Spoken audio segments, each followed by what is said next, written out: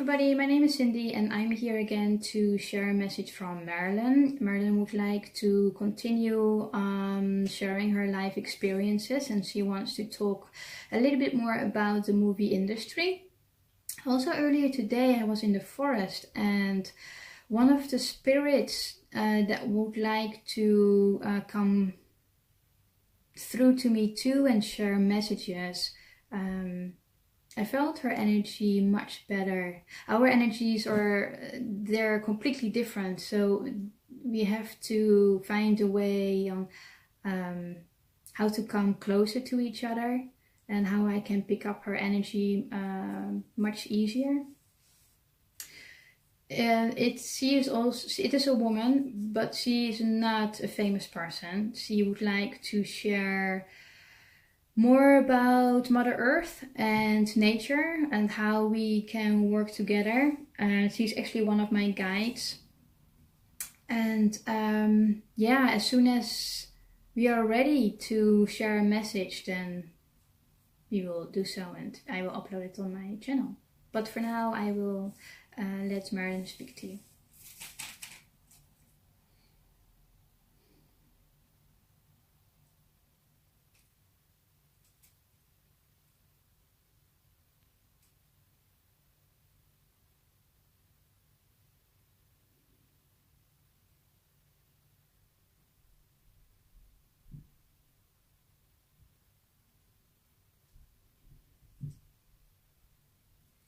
Hello, yes, it's me, Marilyn again.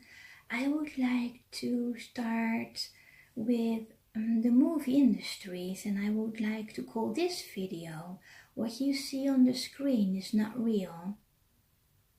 Now, many of you would say, of course it's not, it's obvious. But you will be surprised how many people would react on the movies, on how we looked like, how we were dressed, how we were playing our roles in a picture, in a movie. Not me only as Marilyn and my female friends, but also for the male counterparts in the movies, our male colleagues.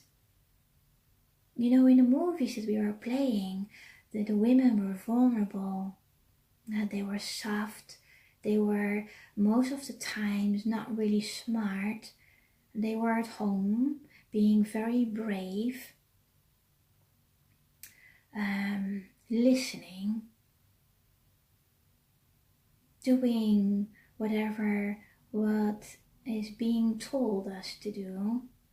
Now the male colleagues who were displaying a male role, they were loud, they were shouting, they were smoking, most of the times they would have a mustache, they would wear a hat. We were all portrayed in a certain way, that how people wanted to see us, and that is the whole thing. You think you wanted to see us in a certain way because the movie industry lets you believe you want to see us in a certain way. You know, when I started to change my hair color, because it was more or less an order, it has been asked, yes, but if I would not have done so, I would not have the experience that I would have being an actress and playing so many movies. So when I had to change my hairstyle, my hair color, and the movie was out that was called Men Prefer Blondes, that line is still alive today. It is still alive in your time. It still matters. Women are convinced that when they are blonde they have more fun, and men are convinced that they will need to have a woman with blonde hair to have an exciting life. Well, we would like to ask you, why do you want to change your hair color? Why do you think you're not fun now, just being who you are? Why do you think you need to be funnier? Why do you have the opinion that you need to be liked by somebody else?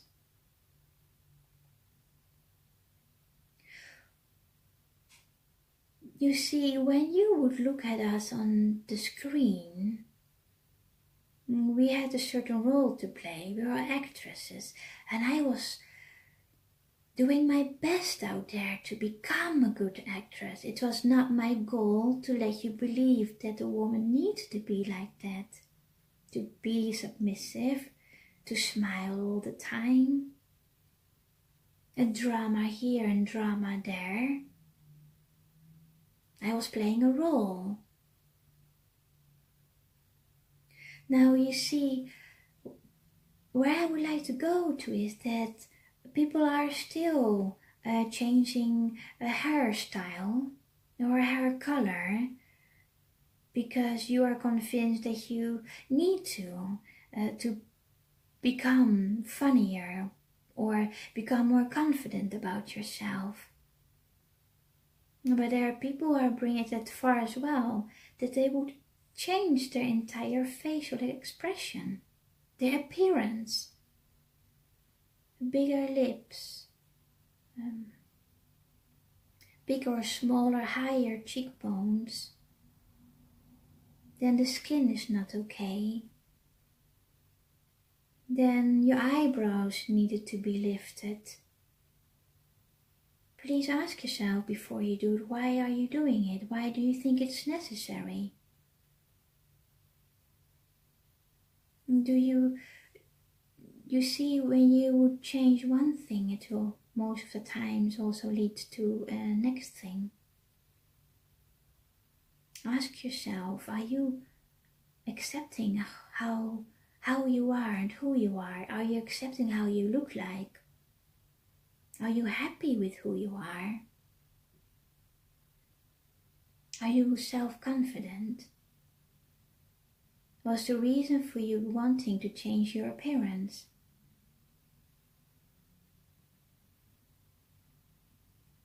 Now going back to the movie industry, they would like to believe you are not okay.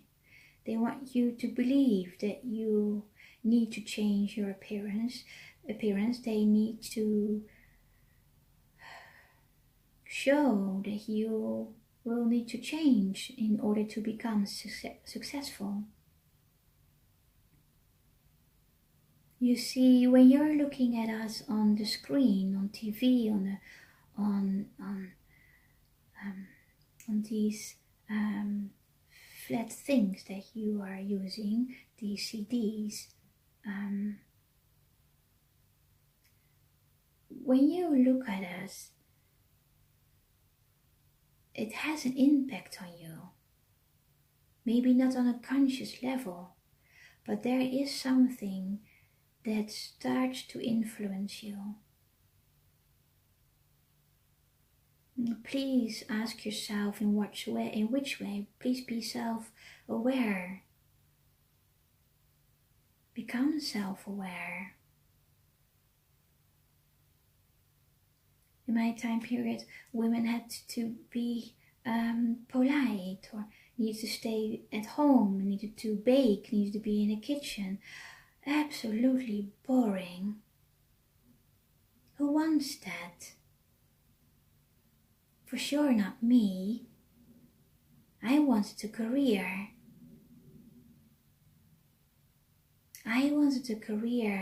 And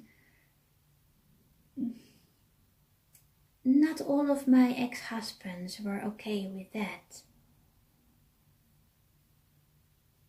They saw me in a different way. They preferred to see me doing something else. Now I want to go back again to the male counterparts we were working with in the movies. They were loud, they were smoking, they had a car, they had maybe a motorcycle.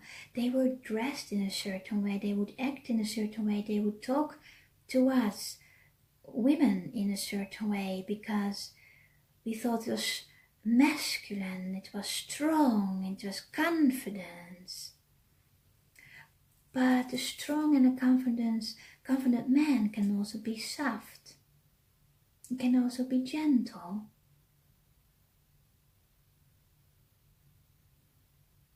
You don't have to look in a certain way to come across as confident and strong. There are so many options. So many other ways to look at yourself, but also to the other person in a different way.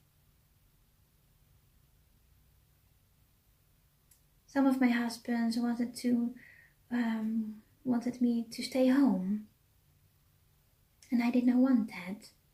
I wanted to get out there. I wanted to be an actress. I believed in myself that I could make it, and I did. I did make it. I made it so well that you still remember who I am.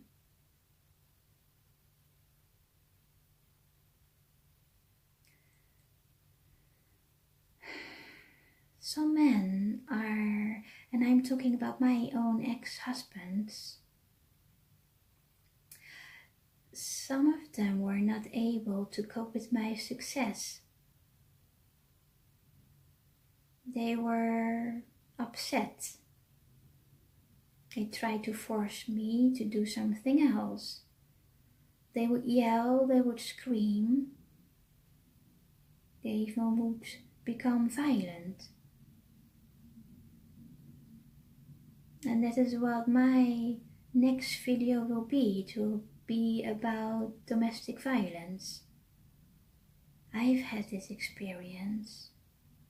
And I know that lots of other women out there do experience the same. When you are in an abusive relationship, you're still in it. It is more or less saying that you are okay to be treated like this. It is saying indirectly that it is okay that your partner hits you. It is okay to be yelled at. It is okay for you to be submissive. It is okay for you to be who you are not. And for the men, when you are becoming upset by what your wife or partner does, she does not want to make you upset on purpose. There is already something inside of yourself to become violent. There is something inside of yourself that you have not yet released, that you have not yet worked on. And you believe that your partner is the one who wants you to become upset, who triggers something inside of you. Yes, he triggers something inside of you, but it is something that is already there, it's already present. She is not the one to be blamed for. When you would like to become upset on your partner, please ask yourself why. Why do you want to become upset at her? Do you want to continue your life like this? What if she would leave? And there will be another woman coming in her place. Would you like to continue what you have been doing to your other wife? Does that make you happy?